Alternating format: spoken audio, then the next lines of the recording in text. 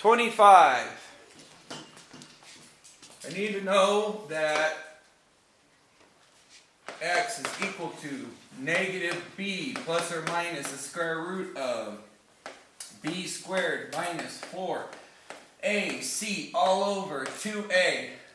Okay?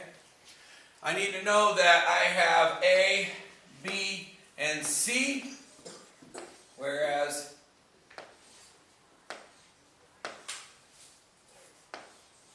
these are my numbers. So this is really negative 1, this is negative 1, and this is negative 1. Correct? Okay? And so I have x is equal to negative b plus or minus the square root of b squared minus 4ac all over 2a. Correct? Alright? And then I plug in my numbers. B is negative 1. A is negative 1. C is negative 1. I do the math. I've got a negative negative makes a positive. Square root of 1 minus minus minus makes a minus. 4 times 1 is 4. All over negative 2. Change the color. And I've got x is equal to 1 plus or minus the square root of negative 3 all over negative 2. Okay? At this point, I need to break down that negative 3, and the only thing that breaks it down is what? I. I mean, technically, I get a 3, and then I pull a 3 out, and I get a 1, and I'm done. The only real pair here is, it's not really a pair, but I consider it kind of like a pair because I pull it out. So I've got I square roots of 3. Okay? So it's really plus or minus I square roots of 3. And that's your answer. And whenever you see an I, you should realize that this is being done on a, it's not hitting the axis. So it looks like, and in this case, this is negative, it looks like, negative 1/2, plus or minus the square root of 3, I square roots of 3 divided by 2, or negative 2. So what that's going to do is, it's basically pushing it over here in the negative 1/2 range, and then it's pushing it so that it looks like this. Okay? And what's happening is this axis of symmetry is this guy, this shadow is crossing at this point. If I were to take out the eye, this shadow is crossing there. So it looks like my axis of symmetry should be at like negative 1/2. I double check myself, and I've got negative 2x minus 1 equals 0. I've got negative 2x equals 1. So I got x is equal to 1 over negative 2, which is negative 1/2, right? So I know that the axis of symmetry is at negative 1/2. See? Negative 1/2, right? So that's good. I must have done the math correctly. Does that make sense? Always check yourself. Okay? Then we're going to do 27. Whoop, that's this way. Okay? 27. And I have the same thing. A, B, C. Okay? There's a negative here. Sorry, my line went through it.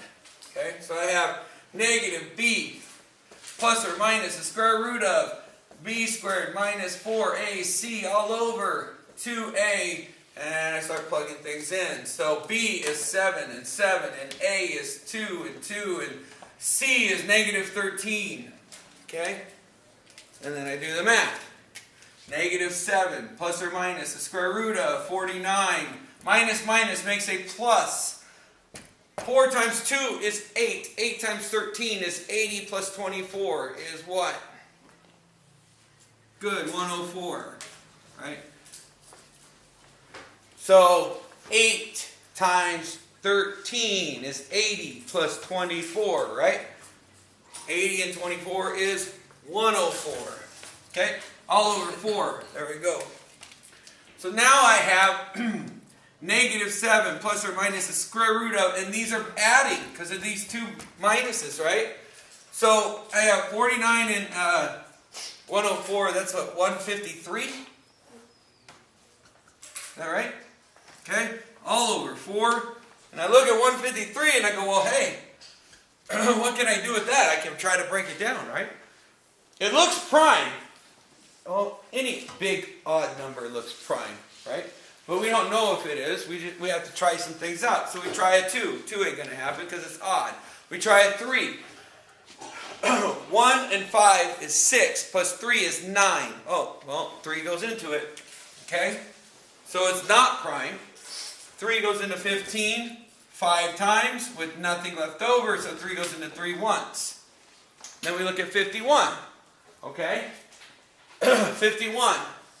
Does 3 go into 51? Because we already know 2 doesn't, right? And 5 and 1 is 6. So 3 goes into 51. How many times? Well, 3 goes into 5 once with 2 left over, right? And 3 goes into 21 7 times. Okay? So, does 3 go into 17? 1 and 7 is 8. So, no. Okay? Does 5? Well, it doesn't end in a 0 or 5. Does 7? And, I mean, 5 squared is 25, right? So, if 5 doesn't go into it, 7 is not going to go into it. Does that make sense? Okay? So, once we pass the square root of it, we don't have to worry about dividing by the squares. That's why we always deal with 2s to 11, because 11 squared is 121, right? So, as long as we're always dealing with numbers smaller than 121, we're good. And we're going to be dealing with numbers smaller than 121. So we can do all of this stuff without a calculator. Okay?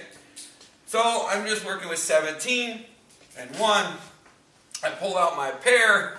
That's 3 square roots of 17. So I got negative 7 plus or minus 3 square roots of 17 all over 4. Does anything go into 7, 3, and 4? Anything? Nothing? Right? Alright, so that's my x. And what's my axis of symmetry there? Yeah! It looks like it's negative 7/4. So it's like telling us our axis of symmetry every single time. Let's check it. That would be 4x plus 7 equals 0. That would be 4x equals negative 7. That would be x equals negative 7 over 4. Hello. So, very powerful. Very powerful. I haven't seen this in the book. The book doesn't tell us that this quadratic, I've never seen the pattern before this year. So from now on, I'll be teaching this axis of symmetry through quadratic formula because, man, it makes it easy. Right? Everyone can do this.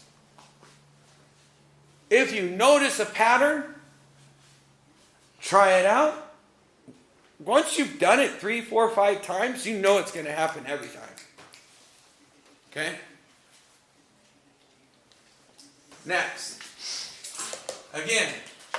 A, B, C, negative B plus or minus the square root of B squared minus 4AC all over 2A. Alright? And now I plug in my B, 4 and 4. My A, negative 3, negative 3. My C, negative 4. Okay? And I do the math. Negative 4 plus or minus the square root of 4 squared, which is 16, Minus, minus, minus. 3 minuses make a minus. Okay? 4 times 4 is 16 times 3 is, well, 30 plus 18, right? Which is 48. And I can always go with it a different way. 12 times 4 is 48. Okay? So kind of check it 2 ways, especially when you're doing it in your head. Or do it in your head and then hit it on the calculator. Okay? Use the calculator. Don't abuse it. Don't just go straight to the calculator. Okay? Then I got negative 6. All right, next.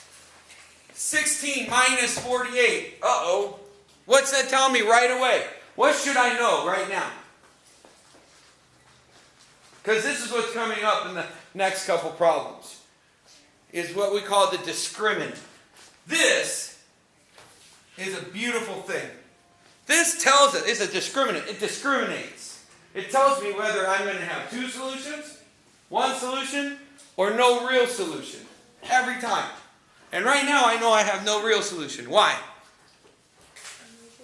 Yeah, a minus. It's going to be a negative in there. And when it's a negative, what comes out? I.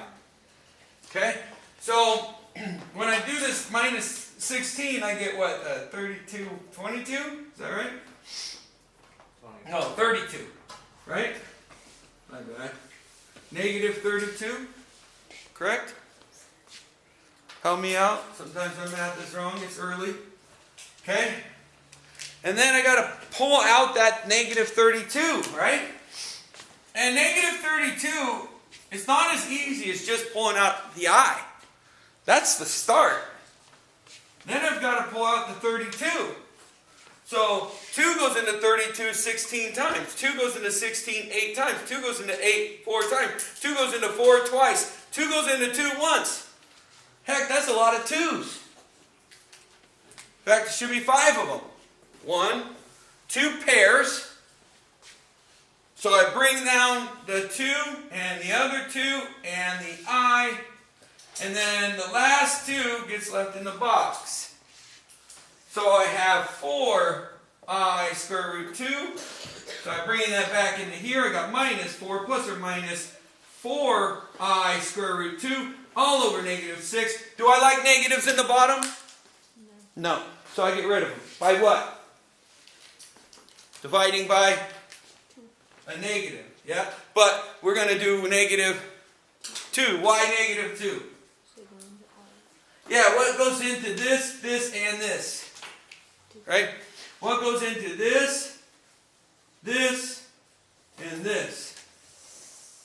Negative 4, and 4, and 6 all can be divided by 2.